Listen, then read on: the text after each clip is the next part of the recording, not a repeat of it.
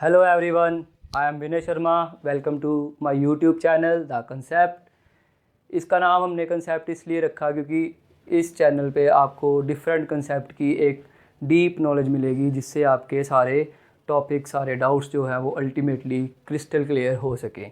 तो इस चैनल पे हम, क्योंकि लॉकडाउन है, तो डिफरेंट क्लासेस के लिए डिफरेंट सब्जेक्ट्स को लेकर डिफरेंट कंसेप्ट्स पे वीडियोस बनाएंगे। तो रिसेंटली जो अभी के लिए मैंने चूज़ किया है वो CBSE 10th और अदर स्टेट बोर्ड्स के लिए एक बड़ा ही इम्पोर्टेंट चैप्टर है जिसका नाम है ट्रिग्नोमेट्री।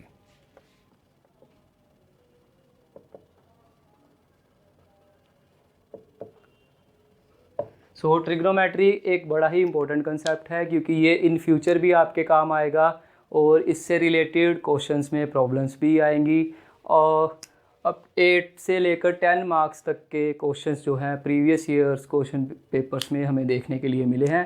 तो हम इसको शुरू करेंगे। इसके लिए हम सबसे पहले इसको थोड़ा सा इंट्रोड्यूस करेंगे, तो इसकी इंट्रोडक्शन के बारे में पढ़ेंगे। तो हम सबसे पहले देखेंगे कि ट्रिग्नोमेट्री बेसिकली है क्या। तो ट्रिग्नोमेट्री का मतलब है कि जो एक राइट एंगल ट्रायंगल, उसकी तीनों साइड्स की मेजरमेंट, हिंदी में इसको त्रिकोणमिति भी बोलते हैं। ये बेसिकली संस्कृत का एक वर्ड है जिसका मतलब है एक ट्रायंगल के 3 एंगल्स को मेजर करना। तो इसमें हम बेसिकली साइड्स और एंगल्स को मेजर करने की बात कर रहे हैं। तो we will do sides as well as angle measurement in this trigonometry. और हमारे पास ट्रायंगल कौन सा होना चाहिए, वो है राइट एंगल्ड ट्रायंगल।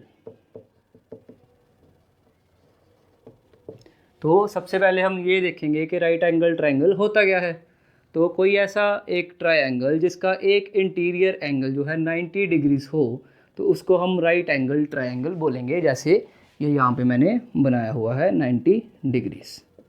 तो जो ऐसा एक ट्रायंगल होता है जिसको हम राइट एंगल ट्रायंगल बोलते हैं, जो उसकी 3 साइड हैं, उसके स्पेसिफिक नेम्स होते हैं हमारे पास। तो सबसे पहले है हमारे पास हाइपोटेन्यूअस, इसकी एक साइड होती है, दूसरी साइड होती है इसकी बेस, और तीसरी साइड होती है इसका परपेंडिकुलर। अब हाइपोटेन्यूअस किसको बोलेंगे, बेस किसको बोलेंगे और परपेंडिकुलर किसको बोलेंगे।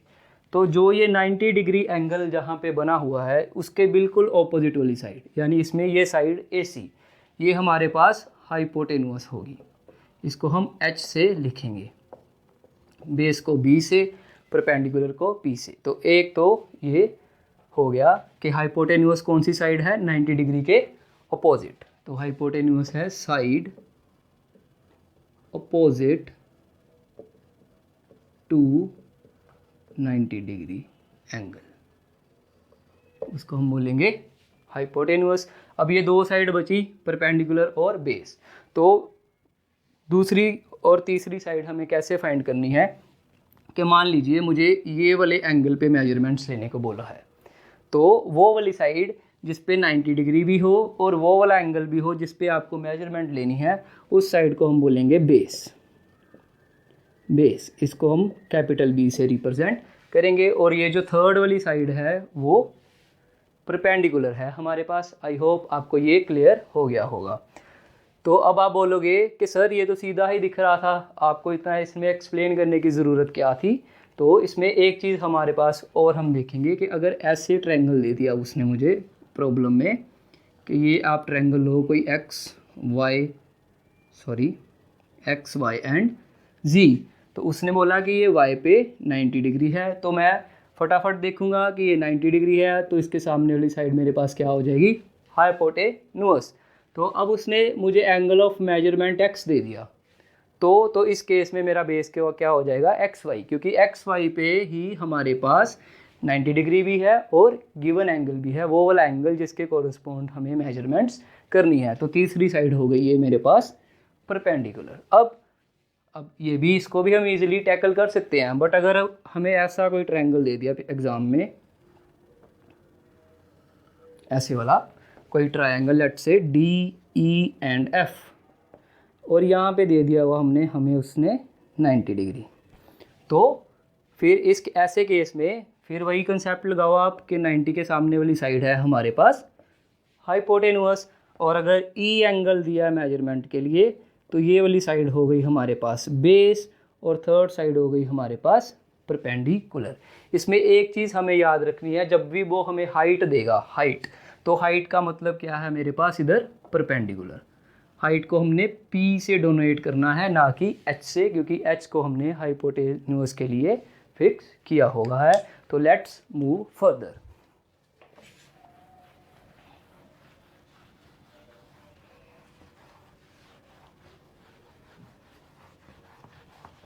अब क्योंकि हम राइट एंगल ट्राइंगल की बात कर रहे हैं तो इसमें एक इम्पोर्टेंट थ्योरम आती है जिसका नाम है पाइथागोरस थ्योरम। पाइथागोरस थ्योरम क्या कहती है हमें कि किसी भी एक राइट एंगल ट्राइंगल में, जैसे ये एक राइट एंगल ट्राइंगल है, इस ट्राइंगल के लिए ये साइड लेट से हाइपोटेन्यूस है, ये एंगल दिया है तो ये बेस हो गया, तीसरी साइड परपेंडिकुलर। तो पाइथागोरन थ्योरम हमें कहती है कि हाइपोटेन्यूस का स्क्वायर इक्वल टू बेस का स्क्वायर प्लस परपेंडिकुलर का स्क्वायर। ये एक बेसिकली एक इम्पॉर्टेंट थ्योरम है जो हमें सम्स में भी हेल्प करेगी। तो यहाँ पे एक हमारे पास थ्योरम आ गई, hypotenuse square equal to base square plus perpendicular का स्क्वायर। नेक्स्ट, अब हम एंगल भी मेजर कर चुके हैं और साइड्स को भी मेजर करने का तरीका देख चुके हैं। अब इन दोनों को कैसे हम जो है कोलैबोरेट कैसे करें। बेसिकली लेट्स से यहाँ पे एक बड़ी काफ़ी सारी बड़ी बिल्डिंग है, इसकी हाइट काफ़ी ज़्यादा, ये लेट्स से 12 माले की, 15 माले की या 20 माले की बिल्डिंग है। तो इस पॉइंट से मेरे को इसके बेस का डिस्टेंस तो मैं मेजर कर सकता हूँ। Let's say I am at 10 metre away from the base of this building. पर अगर मुझे इसकी हाइट मेजर करनी हो तो मैं कैसे मेजर करूँ? सॉरी, हाइट के लिए सीधी लाइन बनानी चाहिए हमें। लेट्स से अगर मुझे इसकी हाइट मेजर करनी है तो मतलब मुझे इसका परपेंडिकुलर फाइंड करना है, तो मैं कैसे मेजर करूँगा?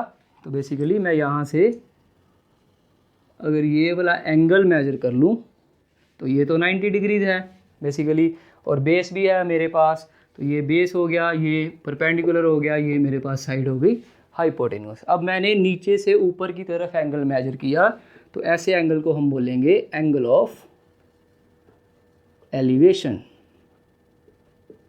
ऐसे एंगल को हम बोलेंगे एंगल ऑफ एलिवेशन। नेक्स्ट बच्चे, तो अगर उसी बिल्डिंग को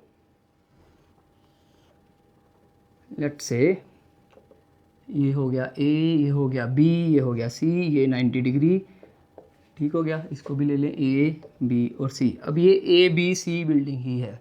अब कोई पर्सन इसके टॉप पे बैठा हुआ है यहाँ पे, ये वाले पॉइंट पे, तो उसने इसकी हाइट मेजर करनी है, तो वो क्या करेगा? तो वो हॉरिजॉन्टल के साथ ये जो लाइन यहाँ पे उसकी लाइन ऑफ साइट से जुड़ रही है, ये वाला एंगल देखेगा। तो इस एंगल को हम बोलेंगे एंगल ऑफ डिप्रेशन। इस एंगल को बोलेंगे हम एंगल ऑफ डिप्रेशन। अब ये भी हॉरिजॉन्टल लाइन, ये भी हॉरिजॉन्टल लाइन, तो ये एक तरह से ऐसे वाला जेड बना रहा है, तो इसमें हमें पता है ये वाला एंगल इक्वल टू दिस वाला एंगल। ये दो पैरेलल लाइंस हैं, इनको ये ट्रांसवर्स कट कर रही है, तो these angles are alternate interior angles. तो this one angle will be equal to this one angle. तो इसका मतलब एंगल ऑफ डिप्रेशन और एंगल ऑफ एलिवेशन दोनों इक्वल हैं।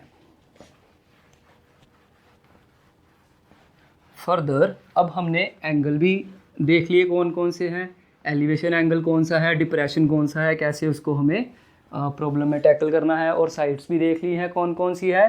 तो अब जो टर्म्स या जो वैल्यूज़ या जो फॉर्मूलाज जो इन एंगल्स और साइड्स को रिलेट करें उनको हम कहते हैं टी रेशो। टी रेशोज़ यानी कि ट्रिग्नोमेट्रिक रेशोज़। तो इन रेशोज़ को फाइंड करने के लिए हमें बेसिकली एक स्कीम की ज़रूरत है याद रखने की, और उसमें और कुछ ज़्यादा नहीं करना। तो इसमें ऐसे करेंगे हम, पंडित भद्री प्रसाद हर हर बोल और सोना चांदी तोल। तो P आपका परपेंडिकुलर है, B आपका बेस है, H आपका हाइपोटेन्यूस है। ये जो सोना वाला S है इसका मतलब हमने लिखना है साइन, ये जो चांदी वाला C है उसको लिखना है कॉस, ये जो तोल वाला T है उसको लिखना है हमने 10। तो ये क्या हो गया बेसिकली, पंडित बद्री प्रसाद हर हर बोल और सोना चांदी तोल। तो अगर मेरे पास एक ट्रायंगल गिवन है यहाँ पे, like right angle triangle A B और C, it is right angled at B, तो ये हो गई हाइपोटेन्यूस। और ये अगर एंगल गिवन है theta, theta can be any angle 15 degree, 30 degree, 45 degree, 60 degree, 90 degree, anything. तो ये हो गया बच्चे फिर हमारे पास base, and this will be perpendicular.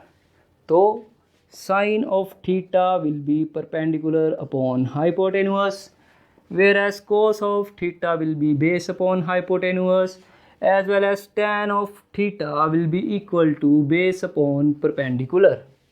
तो ये साइन थीटा क्या है, परपेंडिकुलर और हाइपोटेन्यूस की रेशो, कोस थीटा क्या है, बेस अपॉन हाइपोटेन्यूस की रेशो, टेंजेंट थीटा क्या है, परपेंडिकुलर और बेस की रेशो। ये 3 ट्रिग्नोमेट्रिक रेशोज है, बेसिकली हमारे पास 6 होती हैं। तो अब देखो अब क्या करेंगे हम, नेक्स्ट रेशो है अगर हम साइन का रेसिप्रोकल कर दें, मतलब अब ऊपर से नीचे से ऊपर की तरफ जाएं तो वो इसका रेसिप्रोकल हो जाएगा, यानी कि हाइपोटेन्यूस ओवर परपेंडिकुलर, तो इसको हम बोलते हैं कोसिकेंट थीटा। सिमिलरली अगर हम कोस का रेसिप्रोकल करेंगे तो वो हो जाएगा हाइपोटेन्यूस ओवर बेस, इसको हम बोलेंगे सीकेंट ऑफ थीटा। अगेन अगर टेंजेंट का हम रेसिप्रोकल करेंगे tan ऑफ थीटा, तो that will be equal to base upon perpendicular, और ये हो जाएगा मेरे पास कोटेंजेंट या कोट ऑफ थीटा। ये 6 बेसिकली ट्रिग्नोमेट्रिक रेशोस हैं जिनको हमने ऐसे यहाँ से डिराइव कर सकते हैं। ठीक है, तो ये स्कीम याद रखेंगे, पंडित बद्री प्रसाद हर हर बोल सोना चांदी तोल। तो नेक्स्ट हमने करे बेसिकली टी रेशोस। तो ऐसे हम ये सारे डिस्टेंसेस गिवन एंगल के साथ मेजर कर सकते हैं। तो नेक्स्ट चलिए एक प्रॉब्लम लेते हैं हम। इसमें प्रॉब्लम है, तो गाइस अभी तक हमने T ratios, Pythagoras theorem, right angle triangle के बारे में काफ़ी सारी चीज़ों को समझ लिया। तो अब हम एक प्रॉब्लम लेके सोल्व करते हैं। उसने बोला if sine of A equal to 3/4 then calculate cos A as well as tan A. तो इसके लिए पहले हम एक राइट एंगल ट्रायंगल बनाएंगे,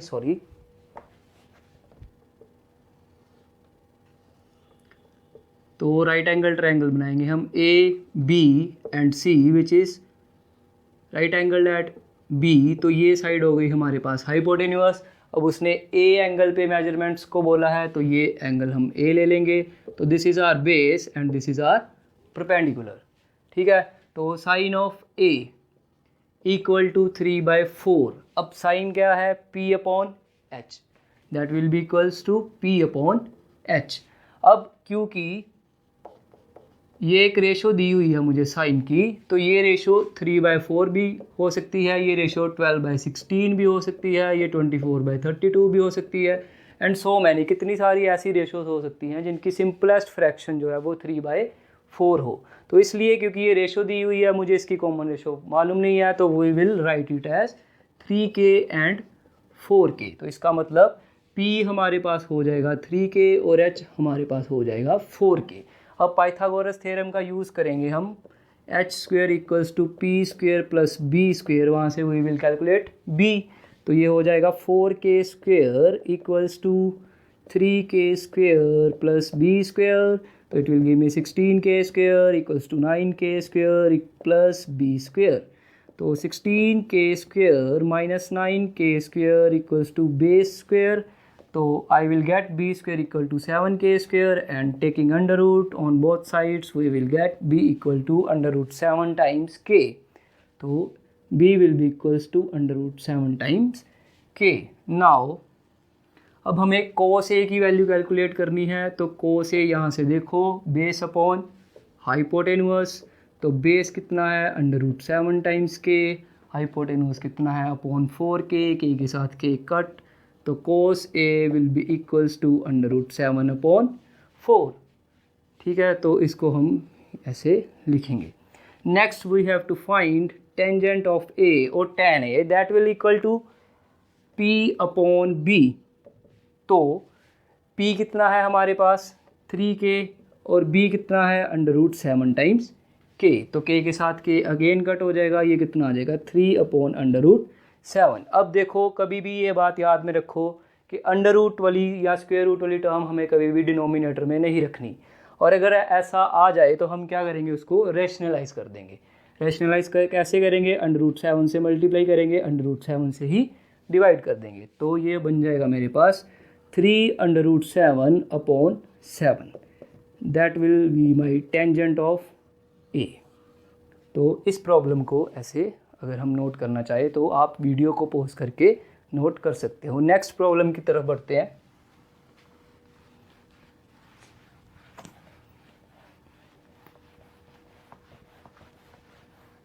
तो हमारी नेक्स्ट प्रॉब्लम है, लेट्स से उसने बोला cot of theta equals to 7/8 if then evaluate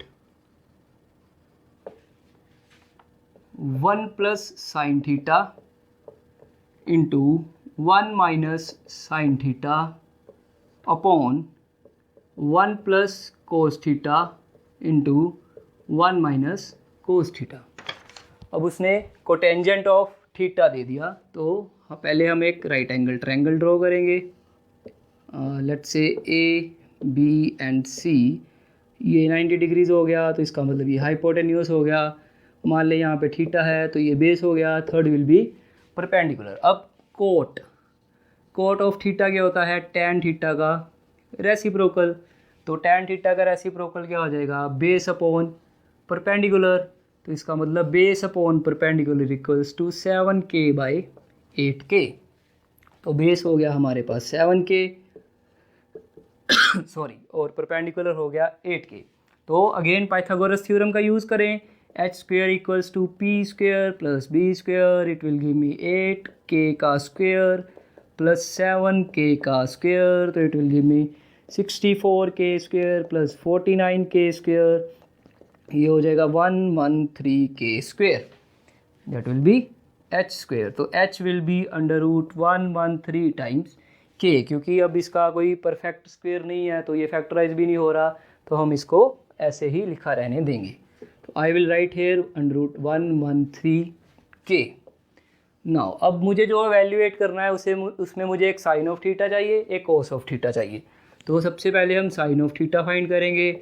sign of theta will be p/h, perpendicular upon hypotenuse, तो it will give me 8k/√113k, तो k के साथ k कर लो, दैट विल बी 8/113। सिमिलरली मुझे चाहिए कॉज ऑफ थीटा, तो cos of theta कितना हो जाएगा, base upon hypotenuse, that will be 7k/√113, k के साथ k कट, तो कोस थीटा मेरे पास आ गया 7/√113, ठीक है, और साइन थीटा आ गया हमारे पास 8/√113, ठीक है। अब इसको रब कर देते हैं हम इस वाली साइड से। तो अभी ये वैल्यूज़ हम ऊपर लिख लेते हैं, cos theta equal to 7/√113 and sine theta equal to 8/√113। We will rub this as well. अब हमें इवेल्युएट क्या करना है, 1 plus sine theta into 1 minus sine theta upon 1 plus cos theta into 1 minus cos of theta. अब देखो हमने ये formula पढ़ा हुआ है, a plus B into A minus B equal to a² minus b²। यही फॉर्मूला अगर मैं यहाँ पे अप्लाई करूँ तो न्यूमरेटर में बनेगा 1 का square minus sine square theta upon 1 का square minus cos square theta. तो ये बन गया 1 minus sine square theta upon 1 minus cos square theta. अब इसमें मैं वैल्यूज़ पुट करूँगा, देखो 1 माइनस साइन थीटा की वैल्यू 8/√113 का square upon 1 minus cos theta की वैल्यू 7/√113 का स्क्वायर, तो it will give me 1 minus 64/113 upon 1 minus 49/113। अब अगर इसको सॉल्व करेंगे तो इट विल बिकम 113 माइनस 64/113 नीचे आ जाएगा 113 माइनस 49 अपॉन 113, ये इससे कट गया। तो ये मेरे पास कितनी वैल्यू बची, 113 माइनस 64 अपॉन 113 माइनस 49, तो it will give me 49 upon 64, it will be my 49 upon 64, this is my required answer. तो आई थिंक आपको ये समझ में आया होगा। अगर आपको ये वीडियो अच्छा लगा तो शेयर करें और कमेंट करें और सब्सक्राइब ज़रूर करें। और नेक्स्ट वीडियो में वी विल ट्राई कि हम जो CBSE के प्रीवियस ईयर्स के क्वेश्चन पेपर है उससे रिलेटेड इस टॉपिक की कुछ प्रॉब्लम्स को सॉल्व करें। Thank you.